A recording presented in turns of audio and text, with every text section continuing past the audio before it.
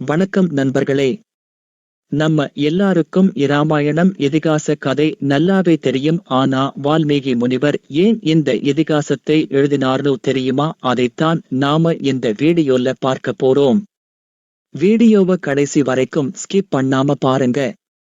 அதுக்கு முன்னாடி நீங்க நம்ம சேனலை முதல் தடவை பாக்குறீங்கன்னா நம்ம சேனலை மறக்காம சப்ஸ்கிரைப் பண்ணி உங்க ஆதரவை தொடர்ந்து எங்களுக்கு கொடுங்க. சரி நண்பர்களே, இப்ப நம்ம வீடியோவுக்குள்ள போகலாம். இராமாயணம் பிறந்த கதை. உலகம் போற்றும் உன்னத இதிகாசமான இராமாயணம் பற்றி தெரிந்து கொள்வதற்கு முன் இராமாயணத்தை முதலில் இயற்றிய வால்மீகி முனிவர் பற்றிய தகவல்களை தெரிந்து கொள்வோம். வால்மீகி ஆசிரமத்திற்கு ஒரு நாள் நாரதர் வந்தார்.